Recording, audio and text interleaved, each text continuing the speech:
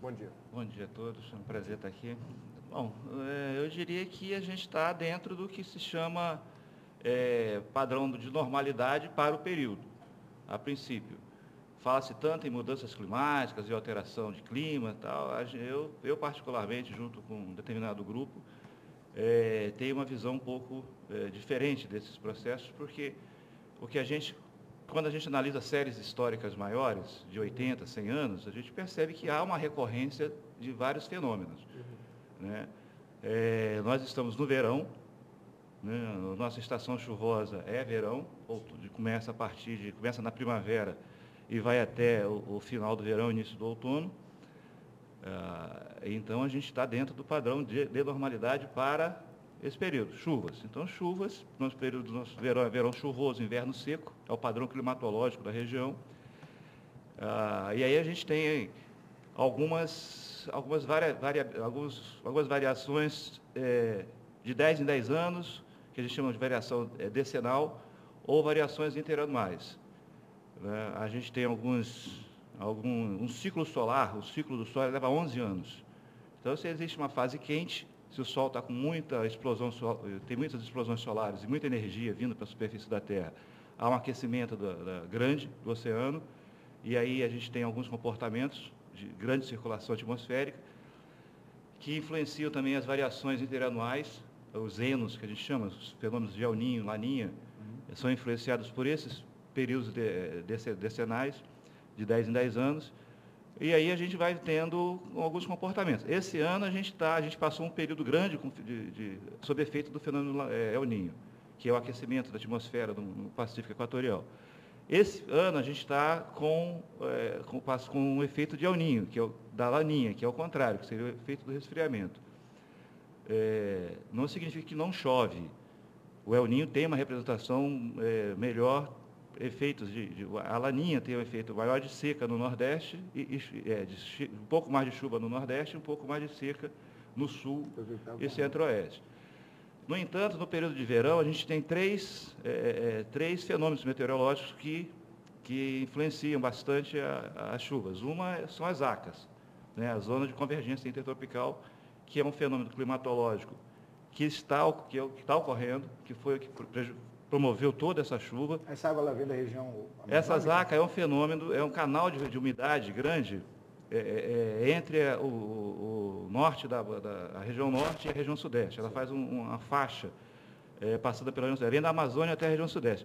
E ela estaciona, é um canal de vapor de umidade. Normalmente está associado a um centro um centro de alta pressão no Atlântico Sul, forma um furacão, não é um furacão, não vamos chamar de furacão para o pessoal não ficar preocupado, mas forma-se um sistema convectivo no oceano e que se liga à região amazônica, que tem muita umidade. Então, você cria um canal de vapor. Aqui na região, o cidadão comum percebe isso quando entra o vento de oeste. Né? Normalmente, nossos ventos é de nordeste e de sudeste, ou do quadrante sul. Vento sul, quando entra a frente fria, e nordeste, que é o padrão normal. Então, quando entra o ventinho de oeste, a gente percebe que vem chuva, né? Porque ela está associada ao canal de umidade que vem da Amazônia. E a Amazônia todo mundo fala do rio aéreo que existe sobre a região da Amazônia e do Centro-Oeste, principalmente no Pantanal. Então, isso se liga aqui, faz essa transição com o oceano, passa por nós, e essa umidade vem com uma temperatura bastante reduzida, e enquanto a superfície é aquecida, há o processo convectivo e chuva. Primeiro processo do verão é esse, são as ACAS, o fenômeno. As chuvas convectivas no final da tarde, que são aquele padrão de chuva normal de verão, dia quente, chega de tarde, cai aquela trovada, dá aquela chuva e volta. Né? E algumas passagens de frente, às vezes entram caminhos de frente que acabam. É importante diferenciar. Zona de convergência não é frente fria. Tá? A frente fria ela vem do cone sul. Né? A zona de convergência ela vem do canal da Amazônia para cá. Está ocorrendo, porque você não está passando nada pelo sul, no sul está seco. O sul está seco, influenciado pelo Laninha, e aqui a gente está com esse canal de Amazônia. Esse fenômeno, ele se estabeleceu aí no final de semana passado, fez esse estrago todo na região serrana, no norte, no noroeste fluminense, e Zona da Mata e Zona Metropolitana de Minas Gerais, e mais algumas coisas lá para o centro-oeste, Goiás, mas em menor magnitude. O grosso mesmo dos problemas foram aqui nessa região. Só para você ter uma ideia, o Rio Paraíba subiu quase 4 metros em 3 dias. Né? Tamanho volume de chuva que a gente viu lá na região da Zona da Mata Mineira, Metropolitana e no noroeste. E isso tudo tem que passar aqui por Campos, que é o corredor do Rio. Né? Ela subiu, ela teve um deslocamento de norte para o norte, foi lá em Vitória e Belo Horizonte, também fez um estrago grande lá, foi para o Vale do Jequitinhonha, Mucuri, norte do Linhares, São Mateus, o norte do Espírito Santo. Ela se deslocou aqui do norte do Rio, foi para a região central e norte do Espírito Santo, causou bastante problema lá com precipitação intensa e está voltando. Ela perdeu um pouco de força, mas ela está retornando. Né? Então, a gente está aí agora monitorando se ela, de fato, vai se dissipar, se esse fenômeno ele vai perder energia e vai se dissipar totalmente, ou se vai ganhar força até nesse final de semana. É isso que a gente está monitorando. Com essa previsão que tem do final de semana, a gente tem então que se preocupar, porque se caso ocorrer uma chuva mais forte em todos esses locais, vai pegar o rio alto ainda, né? Então, o rio, ele agora cedo, ele baixou, vem baixando, ele entrou numa ascendência, ele entrou num processo de descendência bastante significativo. Né? A cota agora de manhã, eu peguei lá com a Defesa Civil, 9h95 às 6 horas da manhã, o que significa que ele já abaixou, ele chegou a 11,5, né, na madrugada, no dia 2 de ontem. Abaixou 20, então. 20 então, não, ele abaixou 1 metro e 1. Ele estava com 11, com 9, ele abaixou mais do que 1 meio. metro, baixou bem. Os rios, os monitoramentos nas cidades de montante, as cidades acima, Cardoso, Italva, Itaperuna, e Lajes de Muriaé e Muriaé, eles também voltaram para cá, estão voltando para a situação de normalidade. Né? Mas tem chovido, continuou chovendo lá na região de Minas, continuou chovendo na região de Cataguases, Natividade, aquela região mais... Então, a gente vai ficar assim, é comum nesse período, que o rio suba, aí ele desce, aí chove, ele sobe mais um pouquinho, mas chove menos, aí ele fica nesse sobe e desce, né? Até que a gente chegue lá para março, abril. É aquilo que eu falo, eu não sou meteorologista, né? Eu sou engenheiro agrônomo, mas trabalhei, minha área de especialização é agrometeorologia, então é meteorologia direcionada à agricultura. Mas a convivência lá com os meteorologistas do laboratório, a gente acaba se envolvendo e por curiosidade, acaba aprendendo alguns conceitos. E na vivência do dia a dia, a gente acaba buscando o domínio de alguns assuntos. Essas chuvas, essa situação climática toda, ela está muito sob, vou dizer assim, a meteorologia, por ser um sistema aberto, né, ela é passível às vezes, uma componente da modelagem física, altera todo o comportamento. Entendeu? Então, você pode fazer uma previsão, uma tendência de 10 dias, de 15 dias, né, uma análise climatológica caminhando para 2, 3 meses, mas para ter um acerto de previsão de 100%, você não consegue isso no máximo para 3 dias, para 4 dias. Porque são muitas variáveis, é um sistema aberto. Então, você tem um centro de convergência no lugar, você tem um canal de vapor de umidade de outro, se teve mais energia, se teve menos energia, se a temperatura da água do oceano.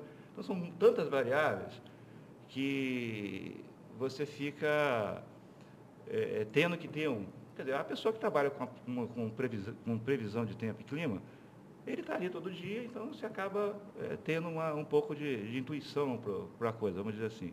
Mas para o cidadão comum, ou até para o meteorologista, ou para o agrometeorologista, que não é do setor de previsão direto, que não trabalha diretamente com previsão climática, a gente fica sempre com buscando opinião de um, buscando opinião de outro, tentando fechar consenso de ideias, porque é um sistema muito... Hoje a gente tem um instrumental muito bom. Hoje o instrumental de coleta de dados de informação, né, estações meteorológicas, boias oceanográficas, radares meteorológicos, satélites meteorológicos. A gente tem um instrumental muito grande, né, supercomputador, o CPTEC tem lá o supercomputador Tupã, que é uma coisa recente, fez um upgrade lá no processador dele, é uma máquina imensa, e que consegue fazer processamentos. E o próprio, todo mundo está preocupado com isso, né? Então, os governos municipais, estaduais, federais têm investido nessas coisas, porque um bom modelo de previsão, um bom modelo bons profissionais treinados, boas equipes treinadas, reduzem muitos prejuízos, né?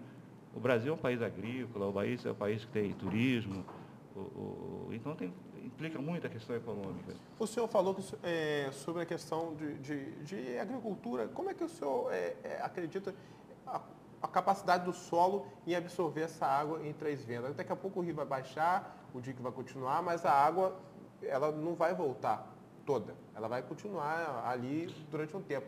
Essa questão da absorção do solo, como é que funciona isso? O Três Vendas é um caso à parte. Isso é um caso bastante específico, porque Três Vendas é uma comunidade de em torno de 1.000 famílias instalado numa área,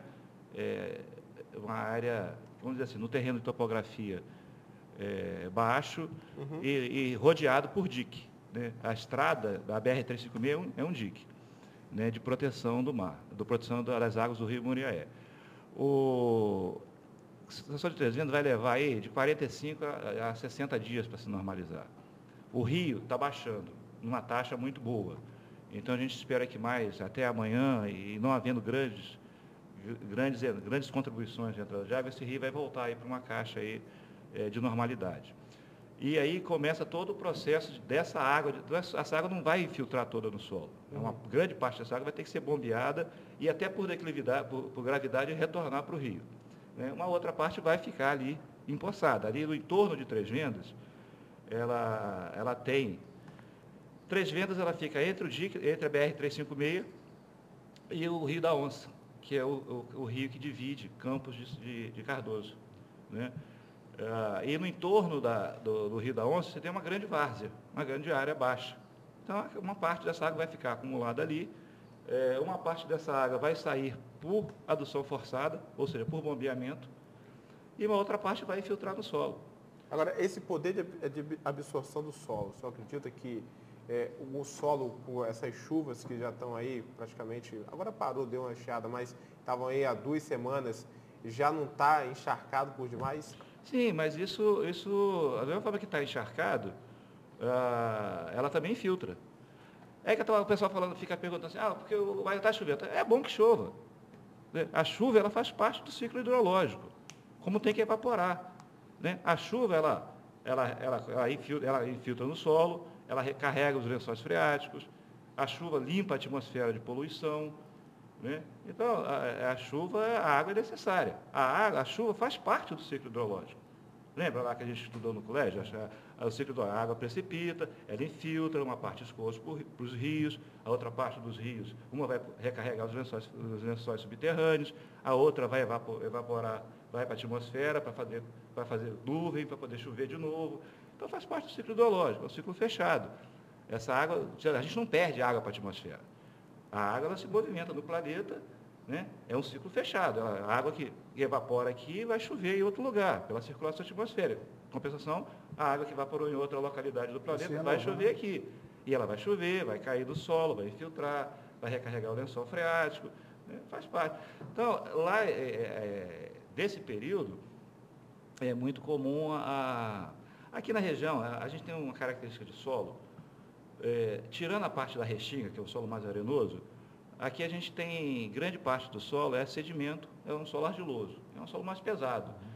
Então, ele tem uma capacidade de absorção de água limitada. Ele absorve até a hora que ele satura, né? E quando satura, começa a ter escorrimento superficial. Uhum. Né? Mas lá na região de Três Vendas especificamente, você tem o Rio da Onça e mais à frente você tem o Rio Muriaé. Então, isso tudo canaliza fluxo de escoamento.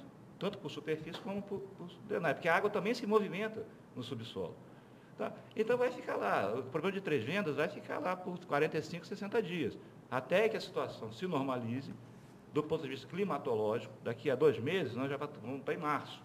Ainda tem as águas de março, né, cantada lá pelo Tom Jobim, que fecha o verão, e aqui na região a gente conhece a tradicional enchente da Goiaba, né?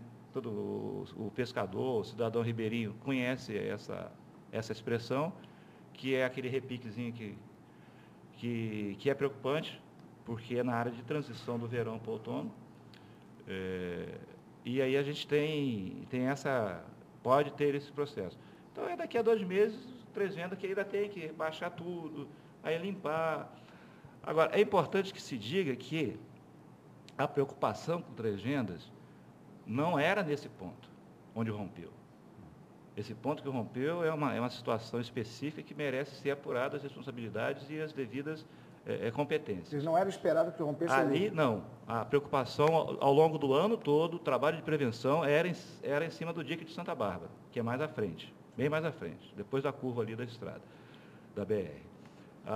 Esse dique foi feito, brigou-se, reclamou, porque ficou na competência do INEA, o Instituto Estadual do Ambiente, é que ficou responsável por fazer aquela intervenção. E não fazia, protelava, e a sociedade aqui, a Defesa Civil de Campos, a liderança cobraram, até que vieram fazer. Depois de muita pressão, depois de muita cobrança, vieram e fizeram uma obra de proteção do dique de Santa Bárbara, que não ficou a contento. Então foi feita uma análise, discutiu-se e eles refizeram o reforço e a gente viu que passou no teste. Né? Com essa pressão toda, a preocupação do setor de prevenção da Defesa Civil era com o dique de Santa Bárbara, né? Do Comitê de Bacia, isso foi no Comitê de Bacia, foi discutido, e o INEA cumpriu, foi lá, fez o seu papel e você vê que ele passou no teste. Sim. Esse ponto onde rompeu, né? Ele foi aquele que foi aberto há 3 anos atrás para escoar as águas que tinham entrado pelo dique de Santa Bárbara, né, que inundou 300 entradas pelo dique de Santa Bárbara, que foi rompido, esse trecho lá, ele foi rompido, ele foi aberto com máquina, né, naqueles eventos lá de... Ururaí, né? Não, lá na BR. Lá na BR, foi. Porque ele foi aberto, naquela mesma série de abertura de diques, por ação judicial, tanto do Ministério Público Estadual e do Ministério Público Federal. Né? Foi bem claro, todo mundo falou, não faça, e foi feito. Foi lá, abriu-se o dique com máquina para drenar a água de Três Vendas, e não funcionou, e teve que se tapar as pressas para poder restabelecer o tráfego. Né? Foi uma grande ação do Ministério Público Estadual à época. Né? No nosso entender técnico, de forma errada, equivocada, mas foi feito. Foi feito e foi tapado e não foi dada não foi respeitado os critérios técnicos necessários para esse fechamento. Né? Compactação, enraizamento de dique, né? Transição entre concreto e compactação de terra, coisas, né? Foi feito assim, abriu-se com máquina para a água sair, percebeu que a água não saiu como se precisava, se imaginou, foi lá e fechou de qualquer jeito. A seguir, o DENIT fez uma obra de galeria, que também é questionável. Resultado, primeiro teste, aconteceu o que aconteceu. Vamos lá, com mais de 1.000 famílias, no setor, uma série de problemas. Né? Então, isso aí deve ser discutido pela sociedade, a hora que essas coisas acalmar tudo, isso vai vir, é natural que os fóruns de discussão debatam isso, e que se busque solução, que busque consenso. Ontem eu estava conversando lá na Defesa Civil, eu tenho participado lá do grupo de apoio lá na área de prevenção, e a gente tem discutido algumas situações. Uma delas é a questão dos diques do Paraíba do Sul. A gente viu que os diques que foram construídos ao longo dos últimos 40 anos, ele foi criado para proteção da cidade. E hoje ele é sinônimo de preocupação. A gente tem o dique mais antigo, é o dique de Tereré, o dique de terra de Tereré até o Matadouro, né, que recebeu uma reforma há uns 3, 4 anos atrás, também passível de critérios técnicos duvidosos, né? Um dique de pedra, com matacão de pedra, você colocar tijolo furado é meio questionável, né? Mas foi feito. De qualquer forma, de uma forma ou de outra, foi feito alguns reparos. Na época, nós fizemos um levantamento desse dique, encontramos quase 200 pontos de vulnerabilidade nele. E nós temos o dique, isso pelo lado direito, nós temos o dique novo, o mais recente, que é o dique de concreto, da 15 de novembro, que pega do Ferreira Machado até o Matadouro. Esse dique tem vários problemas, muitos problemas, de enraizamento, fratura na sua parede. Você vê que na região de Matadouro, todo o problema do tiragosto, a água do rio entrou pelo dique. Ela não passou por cima, ela não percolou por galeria, ela infiltrou pela raiz do dique. E tirou todo o pessoal do tiragosto de dentro de suas casas. Então, o problema do tiragosto e do Matadouro foi no dique. Tá? Daqui para... Aí, segue do Matadouro até São João da Barra, em terra. E a gente viu vários problemas. Foram feitos alguns reparozinhos pontuais, em alguns trechos muito críticos, mas a Defesa Civil teve que ir lá às pressas para poder fazer reforços para que o dique não rompesse. São João da Barra, a Defesa Civil de São João da Barra também foi às pressas fazer reforço, fazer garantia nos diques, para poder segurar. Pelo lado esquerdo, o problema é pior, né? O que a gente imaginava no Santa Bárbara, a preocupação era com o dique de Santa Bárbara. Não ocorreu, graças a Deus. Mas teve essa surpresa do dique lá onde foi mexido. De lá para cá, a gente tem o dique aqui na aldeia. A gente lembra que ali, na Granja, Correntes, aquela região ali, foi feito obras que não sustentaram e caíram de novo, e tiveram que ser refeitas.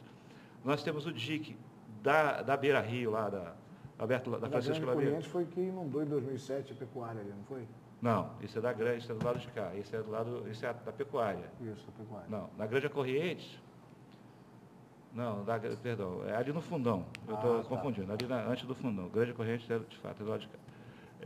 Aquela Granja dos Margens, né? Ali tem um canal ali que tem uma galeria que ele cedeu, arrebentou a BR e tal. Ao longo da Francisco Lamego, a gente também tem problemas na estrutura do dique. O dique estrada que segue Parque Prazeres, correu-se lá para fazer reforço no dique de terra, que foi feito às pressas na enchente de 97. Colocou terra lá para poder conter a água do rio dentro da calha dele, porque a água estava passando por sobre a pista e inundando o Parque Prazeres todo, né? E ali, esse dique segue até Gargaô, perto de Gargaô, de São Francisco. São 18 pontos, 18, não foram 8 nem 10, não, foram 18 pontos onde o rio passou por cima da estrada. Sem contar que já depois da ponte Alain Ferreira, daquele projeto de ponte que tem lá, aquele esqueleto, tem um trecho que na enchente de 98 abriu-se quase 500 metros. Você lembra do dique lá de São João da Barra, que foi feito o dique de pedra, que rompeu e inundou São João da Barra todo?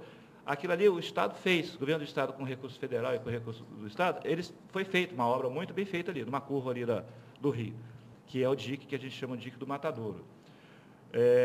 Do lado esquerdo do rio, logo à frente daquele trecho, tem uma área que rompeu, tem quase 500 metros que não existe dique. Então, o rio sobe, a água entra, Campo Limpo, Campo Novo, aquela estrada, a RJ fica obstruída, e aquela água vai lá para dentro de Gargaú. Vai lá para dentro daquela região toda de São Francisco. Então, a gente tem que discutir isso, né? Precisa-se fazer uma grande revisão dessas obras, dessa obra. Ontem a gente estava conversando, vai precisar um dia, se esses eventos de chuva ocorrer, um dique desse da área central da cidade romper, né? A gente viu que foi no Matadouro, a gente viu que está pelas periferias, né? Mas vai chegar uma hora que vai arrebentar. Tem vários problemas de estrutura, problemas estruturais. São mais de 40 anos, nunca foi feita uma manutenção desses diques. Foi construído na época de Alain Ferreira, depois da enchente de 66, 67.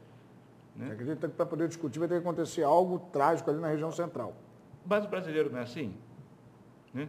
Você aponta, todo mundo conversa, todo mundo tal, mas tem que acontecer uma desgraça para poder tomar providência. Né? Você só bota o cadeado na casa depois que o ladrão entra. Mas o DIC é de responsabilidade de quem? O DIC é federal.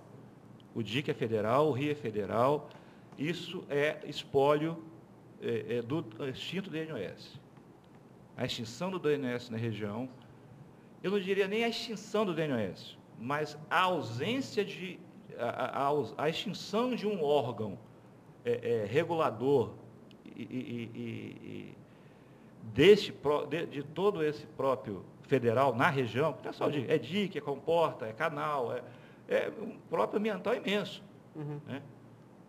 Este foi o grande pecado. O Collor, na época do governo do presidente Fernando Collor, a extinção do DNOS na região, para o Brasil, foi um problema. Deixou um passivo ambiental, porque aqui chegou na região, aqui, construiu o DIC, abriu o canal, botou comporta, retificou o rio. Controlou, né? Mexeu com tudo, alterou a geografia da região toda. E aí, numa caneta, o sujeito distingue o órgão, pega os funcionários, distribui para um monte de órgão público, aposenta alguns e pega os outros, remaneja para outros setores e que se dane. Quem é que vai cuidar da comporta? Quem é que vai cuidar do DIC? Quem é que vai cuidar do canal? Quem é que vai... Não, vocês se viram aí, que é problema de vocês. Nós, né, eximimos nossa Então, nossa estrutura, ela, de certa forma, ela é muito falha para esse tipo de situação. Outra coisa que eu falo aqui, em relação ao controle dos rios, a interligação das defesas civis, como que está aí? Isso melhorou muito, graças a Deus. Graças a Deus. As defesas civis, a gente tem defesa civil em 3 esferas. Existe uma doutrina de defesa civil. Então, a gente tem a municipal, a estadual e a federal. Sim. As defesas civis municipais, por conta vários desses eventos, com raras exceções, vem sendo estruturada. Né? Eu tive o prazer de ser o primeiro diretor de defesa civil em Campos, na enchente de 97. Foi quando criou-se a Secretaria de Meio Ambiente e Defesa Civil. E daquela época para cá, a gente percebe que tem muito que melhorar, mas avançou-se muito, né? Na parte de estrutura, de apoio, de infraestrutura, de pessoal, e de treinamento, de capacitação. A nível estadual, também, a gente tem aqui o Coronel Pires, ele é o comandante da REDEC, que é regional, que envolve esses municípios do Norte e Noroeste. Também tem uma equipe de oficiais e de bombeiros, muito qualificados, específicos, treinados, com treinamentos, para esses eventos. Coronel Douglas, Coronel Silas, a gente tem vários profissionais muito qualificados.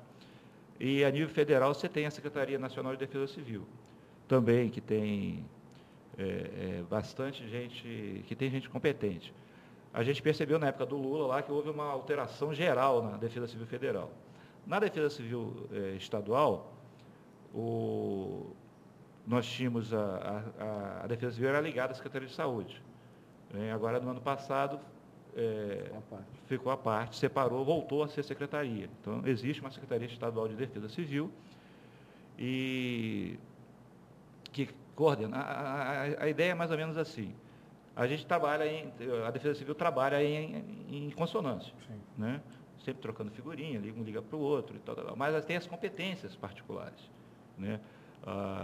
Não é assim, aconteceu um sinistro, a Defesa Civil Federal vem e intervém. Não, a primeira ação é da Defesa Civil Municipal. A Defesa Municipal fala assim, olha, é grande demais, eu não consigo resolver sozinho, preciso do seu apoio. Aí chama a Defesa Civil Estadual. A Defesa Civil Estadual vem, entra com apoio logístico e dá suporte. Não deu, não foi suficiente, né? Chama-se a Defesa Civil Federal. Aí vem Exército, Marinha, Aeronáutica, vem uma série de coisas. Aqui na região, por termos uma convivência rotineira com todo mundo, né, tanto no quartel de bombeiros quanto na estrutura do Estado de Defesa Civil, são pessoas amigas, vamos dizer assim. Né, o Major Joaquim, lá da Defesa Civil Estadual, o Henrique Oliveira, que é o secretário, comandante da Defesa Civil Municipal. Então, todo mundo a gente conversa muito. Conhecimento, amizade. E acaba tendo os entrosamentos todos, o que seria A gente estava conversando, ontem a gente estava lá, a prefeita estava lá, foi para lá para acompanhar os serviços diretamente, ela, o vice-prefeito. A gente estava conversando, o que seria só administrar a condução de água pela Calha do Paraíba, que Campos não tem enchente. Você vai no Parque Prazer, você vai no Eldorado, você vai no IPS, você vai no Parque Eldorado, não tem enchente. Campos não tem enchente. O problema de Campos estava na administração dessa passagem de água do Paraíba, ele tem que passar por aqui e por São João da Barra para chegar no mar, é o caminho do rio. Sim. Eu até brinquei, tem que fazer uma lei para desviar o rio para o Espírito Santo. É resolve os problemas. Chove em Minas Gerais, né? Não choveu nem Campos. Campos não teve chuva, choveu um pouquinho, mas chuva de Campos não enche rio. Né? Chuva de Campos enche Lagoa Feia, enche Lagoa do entorno. Mas chuva de Campos não enche o Rio Paraíba. A chuva que enche o Paraíba vem do norte, vem do noroeste e da zona de Minas. Então, o que seria só administrar a passagem de Campos? Porque o problema do rio subiu 4 metros em 3 dias e afetou aquela região limítrofe do Paraíba. Né? Percola pelo Bueiro, lá na Praça de Santo Antônio, em Guarulhos, percola pelo Bueiro, na cabeceira da Ponte da Lapa, né? Aí dá aquele probleminha ali na Rua do Gás, né? Percola ali na 15 de novembro, perto da ponte do trem, dos ingleses. Aí começa a dar esse problema, mas, para você ter ideia, a drenagem urbana de Campos é toda para os canais e para as lagoas. Um pedacinho da drenagem urbana de Campos, da área limítrofe ao rio, vai para o rio. Né? Aquele bueiro da 15 de novembro vai para o rio. Mas na Alberto Torres, por exemplo, vai para o canal Campos Macaé. Ou para o canal do Saco, lá depois disso. Então, o que seria administrar isso? Aí nós tivemos um problema no Matadouro, por problema na estrutura do dique, não passou por cima do dique, ela infiltrou pela lateral, por dentro do dique, em rachaduras do dique. Em Guarulhos, em Parque Prazeres, teve algum problema lá que foram lá rapidamente, fez uma intervenção, removeu um grande projeto, pode falar o que for, mas o grande projeto, ontem eu comentei, parabéns, que é o projeto Morar Feliz. Tirou muitas famílias da área de risco. Você tem ideia, o mesmo evento de chuva, o mesmo evento sinistro, que foi semelhante ao de 2008, perdão, o dano foi muito maior. Né? O evento foi semelhante. Tinham muitas pessoas. Então, hoje você teve o problema na Ilha do Cunha, são 60 famílias que saíram, porque não quiseram sair da outra vez, agora vai ter que sair por força judicial, está sendo conversado isso, tem que acabar com aquela Ilha do Cunha, não tem por que mais existir Ilha do Cunha, para a gente ter problema com o rio com cota de 9,30, 9,40. Olha, o pessoal está dentro do dique, está entre o dique e o rio. E são poucas famílias que vão ter que sair, não quiseram sair, agora vão ter que sair por força judicial. Tem que resolver isso. Não pode mais existir Ilha do Cunha. Do dique para dentro do rio, não existe. O dique foi feito para proteger, do dique para fora. Então tem que tirar. São 60 famílias, o governo municipal está conversando isso. Se Deus quiser, a gente vai se livrar disso. Acabar com essa. A gente sai de 9,40 metros crítico, vai para 10 e pouco. Sobe mais um metro, porque a gente não tem aquela preocupação daquelas pessoas que estão vivendo dentro do risco. Ela está entre o dique e a água. Né? Se tirou muitas famílias dali, levou para os planados, levou para os projetos Morar Feliz. Né? Na aldeia, tirou muita população ribeirinha. A política de se remover habitantes de área de risco, ela foi feita e ela é meritória. Senão, nós teríamos, ao invés de 100 e poucas famílias, 200 e poucas famílias, nós teríamos 3.000 com toda a minha família. Agora, em relação, professor, para poder a gente até encerrar, até foi no início que eu perguntei, e você ontem fez essa pergunta também, Vitor. As outras cidades, elas não têm esse cuidado com os diques, as cidades, porque elas alagam com uma rapidez muito grande. As cidades não tem dique, outras, né? Porque Itaperu não acho que não tem dique. Tem um pedacinho, sim. Mas pedacinho, o problema é a ocupação de área de risco. O problema da região noroeste é ocupação em área de risco. Porque a gente tem a calha menor do rio, tem a calha maior do rio. O rio ele tem que ser expandido.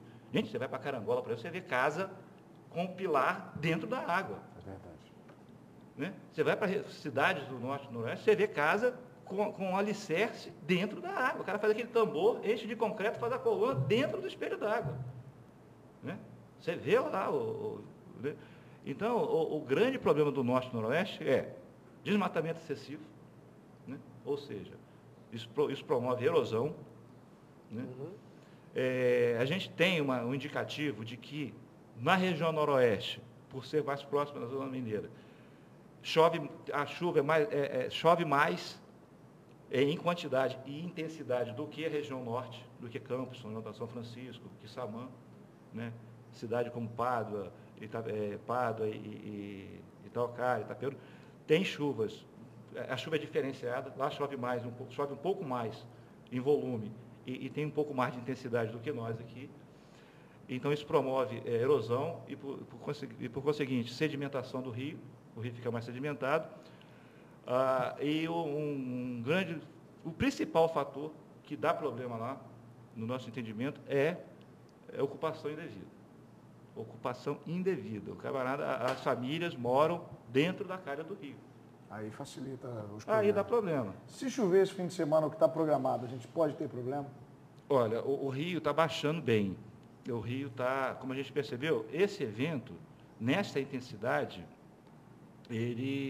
a probabilidade dele ocorrer, de cair raios 2 vezes no mesmo local, é possível, mas é muito pouco provável. O rio baixando nessa taxa que ele está baixando, a gente volta para ter uma caixa, uma capacidade de recepção de água. A gente está monitorando a previsão, tem previsão de chuva para esse final de semana. O problema maior, o que seria para a gente hoje estar resolvendo, estar com o problema mais sob controle, a gente deixou de ter por conta de 3 vendas, né? O que seria o rio está baixando, aí seria limpar lá o matadouro, limpar tira-gosto, limpar a periferia do rio, ali dentro da área urbana da cidade, bombear o que tiver que bombear e voltar à vida à normalidade. Né? Infelizmente, ontem, 6 horas da manhã, ocorreu esse evento. O rio já estava baixando, né? Mas não suportou lá a pressão da madrugada inteira e, às vezes, 6 e pouco da manhã, a romper lá aquele trecho no quilômetro 190. E causar esse problema todo. Então, ficamos aí com 3 vendas, por mais aí, 1000 famílias. O transtorno que é você sair da casa, levar para abrir. Ficam algumas inseguras na volta, né? Mas fica uma parte da população não sai. Tem uma senhora lá que ela fica na laje, ela monta acampamento na laje. Certo. É o medo de roubar as coisas, né? A pessoa fica com medo de roubar. E fica, uma parte não sai. Outra parte foram para o CIEP lá de travessão e para as escolas municipais. Né? E o transtorno todo, você fazer mudanças expressas e ter que... E muda a vida, a rotina das pessoas. Né? É um transtorno. E aí você tem que vacinar esse pessoal todinho, porque você muda os agrupamentos humanos. Então, é toda uma logística que é cara, que é cansativa, que é desgastante, e tudo por conta de um sinistro. Né? Então, ficamos com a Defesa Civil de Campos acabou ficando com esse passivo por 2 meses aí. Mas lá o pessoal está de plantão, está todo mundo mobilizado. O pessoal de São João da Barra também, ontem, o Felício lá, bastante... a comunidade também participa muito. É interessante você ver como que a sociedade se sensibiliza e se solidariza. Né? Telefone, eu posso ajudar, eu quero ser voluntário, precisa de alimento, precisa de cobertor, o que eu posso fazer? O campista e o cidadão são-joanense, aqui na nossa região aqui, ele é muito solidário, rapaz, sensibiliza. Às vezes chega a gente lá com um saquinho de arroz e 1 quilinho de arroz e 1 quilinho de feijão. Eu vim aqui trazer para ajudar. Né? Então, isso mostra que a gente tem um povo solidário, sensível. É interessante a gente ver isso. Assim, a gente percebe mesmo que as pessoas ficam preocupadas e querem... Não é porque o cidadão, por exemplo, lá no IPS, lá no Parque Eldorado, a vida está normal. Né? O trânsito teve um probleminha ali da ponte Marcelo Martins, mas passou pela Rosinha, quer dizer, a vida não alterou o cotidiano. Agora, você imagina se ele está lá com a casa dele, tem que sair nas pressas, né, botar os móveis todos, aí mexe com o móvel, arrebenta um pé, quebra uma gaveta, arrebenta uma porta, e muda a rotina. E de muita gente, são quase 4.000 pessoas. Né? A rotina de abrigo, o camarada sai da casa dele, mesmo que seja humilde, mesmo que seja uma casinha de 2 cômodos, mas é a casa dele. Aí ele sai e fica numa sala de aula no colégio, dormindo num colchonete ou num colchão no chão. Não indo trabalhar mais? É complicado. Professor, obrigado pela presença do senhor. Eu que agradeço. Parabéns pelo trabalho, boa sorte. Que nós tenhamos sorte, né? Que o rio possa descer, que não possa chover mais, que volte outras vezes com boas novas para a gente. Se Deus quiser. Muito obrigado, agradeço a vocês. Tá? Estamos sempre às ordens. Conversamos com o professor José Carlos Mendonça, ele que é professor e pesquisador de hidrologia aí da Universidade Estadual do Norte Fluminense, veio conversar conosco sobre os acontecimentos da nossa região, como é que está nos afetando por demais, principalmente o pessoal lá de Três Vendas. São 8 horas e 38 minutos, vou chamar o intervalo comercial, volto já, não sai daí. Eu vou para lá.